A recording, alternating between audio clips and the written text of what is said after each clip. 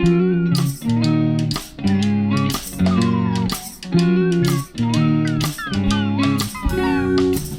wonderful, weird, whimsical, more adjectives, Discworld by Terry Pratchett. Just to get this out of the way, guys, I am doing a Q&A either tomorrow or Saturday, just depending on how much free time I have Friday. So I'm going to leave a comment in the section down below. Leave your replies to that if you would like me to answer your comments. If you don't leave it as a reply to that comment, I will not be answering it, because I'm only looking at the comments I've put on my recent videos. The more you know. Getting into it, Discworld. This is the first real, just hardcore, purely absurdist fantasy series I've ever read. Everything about this series just goes against established ideas for the fantasy genre. I read the first two books, which they all kind of blend and bleed into each other very, very strangely. Everything about this series is very strange. I enjoyed it greatly. The characters are crazy. Everything about it is just wacky and wild. I've made it clear that I'm a big fan of absurdism in the past. One of my favorite TV shows of all time is Futurama, which is just absurdist to its very core. Bender's one of the greatest characters ever made. Shut up, baby, I know it. That being said, something about the delivery of Discworld makes it difficult for me to continue reading it. I don't think I'll pick up book 3. They're each really quick, and that's why I'm actually reviewing 2 at a time and kind of just the series as a whole. But it doesn't have enough there to carry my interest past the first 2. Now, I say that, and it seems like I'm being negative towards the book, and I can't actually stress enough how far from the truth that is. Discworld stands as something that is almost entirely unique as far as my knowledge of the fantasy genre. It's just so wacky, having just no tropes hold up, all kinds of just great and strange, wild takes on what you would expect to happen in a fantasy world. I mean, this entire world is on the back of a giant turtle, which weirdly has a connection or similarity to It by Stephen King, but we're not going to get into that. I will never get into It again. If you wanted to watch my review on that, go ahead, but blah.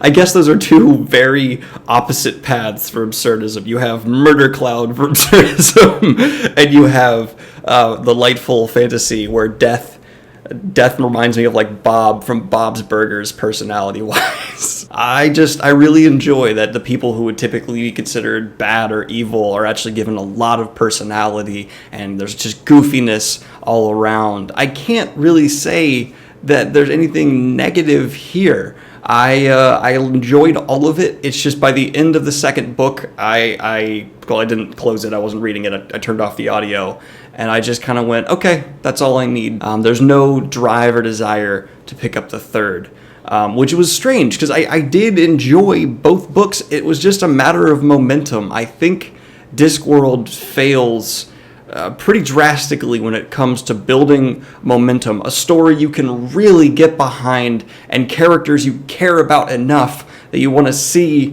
what's going to happen. But of course that kind of just stops here. It doesn't really have any of that falling building snowballing effect you see in almost every other book ever that's a series. I mean, the author tries so hard to make you get that investment, and I just couldn't. I can't.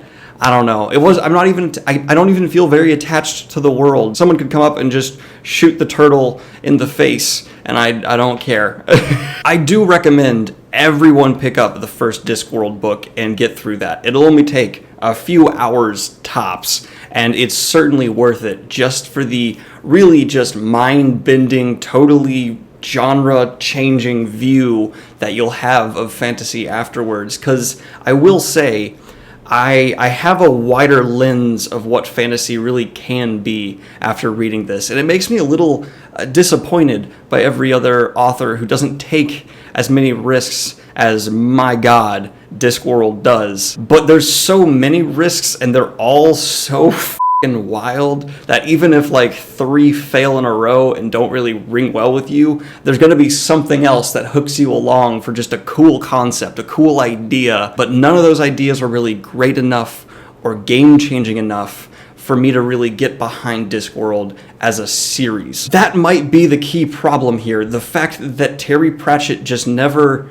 explored a concept or made it great enough in its full capacity of its absurdism for me to really just go beyond anything besides, oh, neat. That is most likely my Achilles heel for Discworld. I can't stress enough how much I love absurdism. Hitchhiker's Guide to the Galaxy is one of my favorite books of all time, and that is kind of the sci-fi genre's version of Discworld in terms of fantasy. The comparison there can be easily made, even though they're very different in tone and execution. It's just a similar concept of like, oh, f*** it, when it comes to just applying all the strangeness to the genre that the author's trying to really dive into. It feels like there's an anthill and there's all these established lines and tunnels for the genre to go down. And Terry Pratchett came in with like one of Elon Musk's boars and just decided, no, I'm not going to do that. I'm going to go my own way and make my own path. It's a weird metaphor, but it really applies here. It's just that as he made the path, I kind of felt it collapsing in behind him. And I get why no one else has really tried to go this crazy wild with fantasy since. And if they have, they haven't had nearly as much success.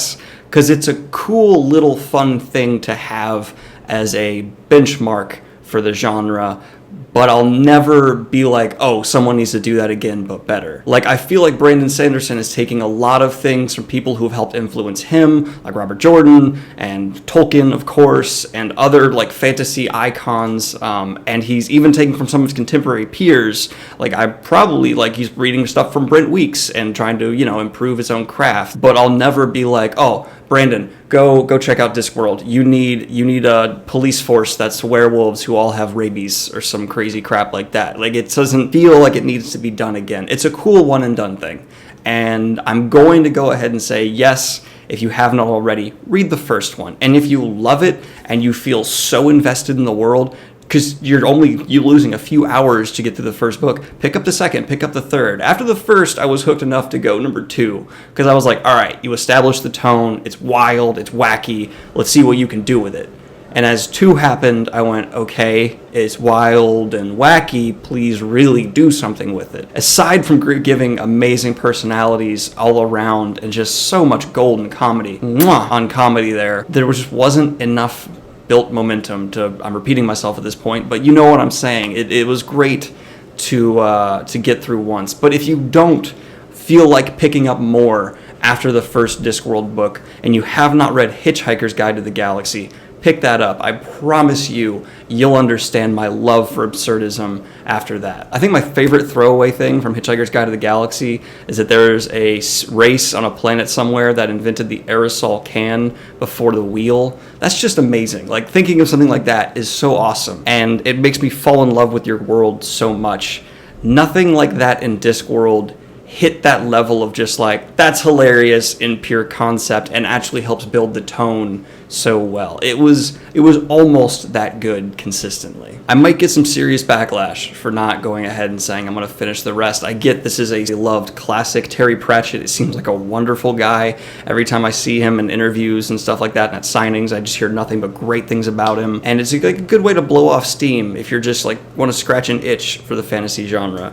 The turtle world changed my life forever. I do like his writing style, and that'll be the note that I end on. He is technically a wonderful writer. And if you'd like some more absurdist reviews from me, please let me know, because there's so much in terms of absurdism that I'd love to get into on this channel. It's just that it's not the most popular genre or aspect to include in a genre sometimes. Some people find it just annoying or over the top, and I get that. But I've come like this close to doing a character examination of Bending Rodriguez on my channel. I'm just really afraid of the backlash I might get. Like, Daniel, you're a booktuber. Why are you talking about Bender? Those are my thoughts on the absolutely wacky world of Discworld. It's worth getting into. It's a cool benchmark for the fantasy genre, and if you're really a diehard fantasy nerd, you kind of have to pick it up because it is entirely different from anything else you've read in the fantasy genre, I promise you.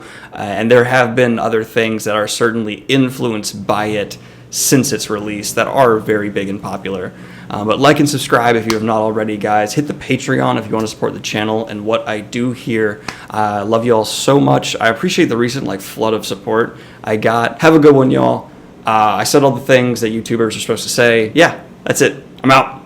And my favorite quote from Discworld, Book 1 and 2 is, "It is at this point that normal language gives up and goes and has a drink."